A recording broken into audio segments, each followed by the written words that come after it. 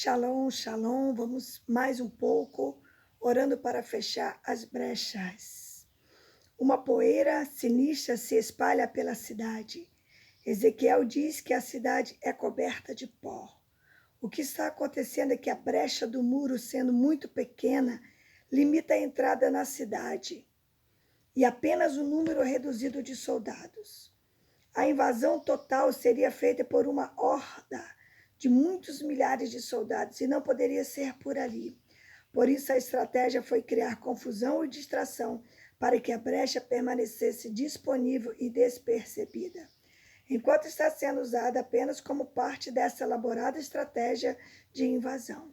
Enquanto o pequeno grupo consegue penetrar dentro das muralhas usando a brecha, toda a multidão de soldados ao redor começa a fazer barulho e se movimentar com seus cavalos e carros para produzir muita poeira, de tal forma que os guerreiros que protegiam a fortaleza tivessem sua visão de dentro e de fora muito limitada. Além disso, o terror das pessoas moradoras da cidade por causa de todo aquele barulho e confusão auxilia na distração de tal forma que os soldados defensores não veem nada do que acontece através da brecha. Neste cenário de horror, pior que a própria morte, é a sensação de que se vai ter uma morte violenta. As pessoas que estavam dentro dos muros da cidade começaram a nutrir um pensamento de que seria melhor morrer do que ficar com medo de morrer. Algumas delas, movidas por esse medo, podem até ter aberto uma porta na tentativa de fugir, liberando a passagem para a invasão total. Preciso abrir um parêntese para dizer que essa cena ilustra bem um fenômeno psicológico que acontece em algumas pessoas no meio de suas batalhas pessoais contra as trevas. Por causa do medo de ser rejeitada, por exemplo, essa pessoa cria um padrão de autossabotagem, contribuindo de forma definitiva para que a rejeição aconteça, pois para este ela é melhor do que ter que lidar com o medo de ser rejeitada. São como os que estão dentro dos muros protegidos, mais ameaçados e reféns do medo, que, para escapar dele, abre a porta e permitem ao inimigo entrar. Estes antecipam que serão rejeitados, começam a sentir medo da rejeição e, para se livrarem dessa angústia que os sufoca do medo, sabotam para serem rejeitados logo. A antecipação da dor psicológica é pior do que a própria dor. Satanás sabe disso, por isso cria uma sensação de antecipação do pior. Ele sempre usou essa estratégia. Segundo, os muros começam a tremer.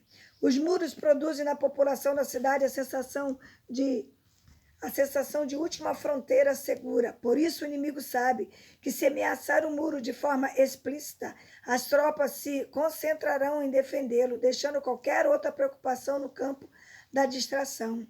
As experientes tropas babilônicas passam então a fazer o muro tremer, dando a impressão de que ele está caindo. Mas enquanto toda aquela grandiosa confusão se processa no nível da visão, dos sentidos e das emoções, o verdadeiro perigo acontece fora da vista. O pequeno grupo que entrou através da brecha avança em direção às portas, ocultado, disfarçado e completamente invisível por causa da confusão do tremor dos muros. Os muros não estavam realmente caindo. O perigo não era tão imediato quanto parecia, mas era muito importante que a cidade acreditasse nisso, para que a brecha ficasse imperceptível e fora do alcance da atenção geral, por tempo suficiente para cumprir seu objetivo. Terceiro, todas as portas são invadidas, pois foram abertas por dentro através das brechas. Primeiro, o inimigo turva a visão, criando a poeira. Estão entendendo? Depois, desvia as atenções, criando insegurança ao simular ameaça nos muros. E enquanto a confusão e distração são produzidas pela poeira e pelo tremor do muro, um pequeno grupo penetra na cidade pela brecha aberta, de forma estratégica. Os soldados inimigos se posicionam convenientemente em frente às portas do muro e entram na hora exata em que todas elas são abertas, de dentro para fora. Assim, a cidade é invadida através delas ao mesmo tempo. Analisando as brechas. Revestivos de toda a armadura de Deus, para que possais estar firme contra as astutas ciladas do diabo. Efésios 6, 11. Ao entendermos o contexto da invasão de Tiro, profetizada por Ezequiel, percebemos que astúcia está intimamente ligada ao conceito de brecha. E é importante encarar assim, pois Satanás sempre usou astúcia como arma. Este conceito de brecha considera que para as trevas entrarem e o mal conseguir operar, será necessário entrar em nossa dimensão e em nossa vida por alguma abertura. Explicarei detalhadamente essa ideia no capítulo 10. O mal não pode simplesmente surgir do nada e cair sobre a sua cabeça. Ele precisa entrar por algum lugar. Essas brechas figuradas são representadas no texto de Ezequiel por uma cidade real, murada, na qual o inimigo, por não poder entrar com facilidade de forma astuta, cria uma brecha e esconde de ser descoberta até que a cidade esteja invadida. Os teus filhos edificarão as antigas ruínas, levantarás os fundamentos de muitas gerações e serás chamado reparador de brechas e restaurador de veredas para que o país se torne habitável. Isaías 58, 12. Eita glória! O profeta Isaías está manifestando um dom que a descendência de Abraão recebeu da parte de Deus, o dom de reparar as brechas que as trevas usam para destruir.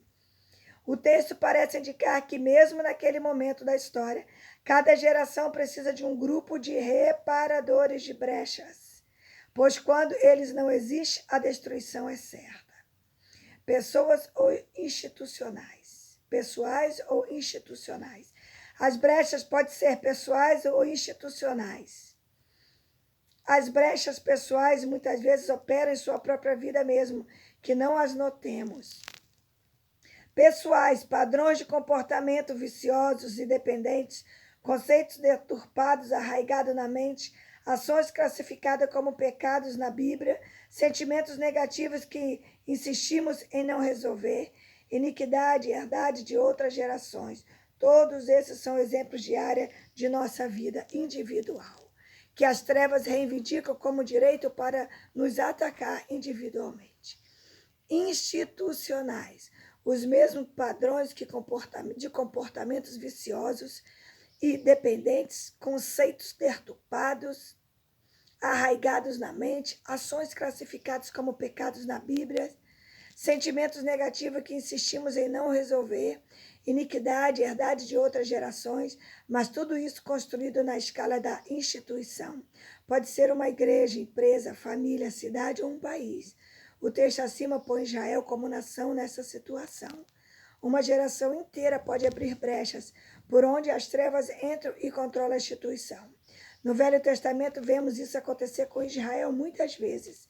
No Novo Testamento vemos isso acontecer com algumas das 7 igrejas do Apocalipse. Igrejas do Apocalipse. Aprofundaremos isso no capítulo 10. E não dei lugar ao diabo. Efésios 4, 26. E não deem lugar ao diabo. Dar lugar ao diabo é permitir que ele entre em algum ambiente. Ao recomendar que os efésios não fizessem isso, afirmando assim que eles poderiam escolher, Paulo estava falando desse conceito de brechas. Glória a Deus, que Deus nos abençoe e amanhã nós teremos mais, em nome de Jesus, que nós possamos ser reparadores de brechas.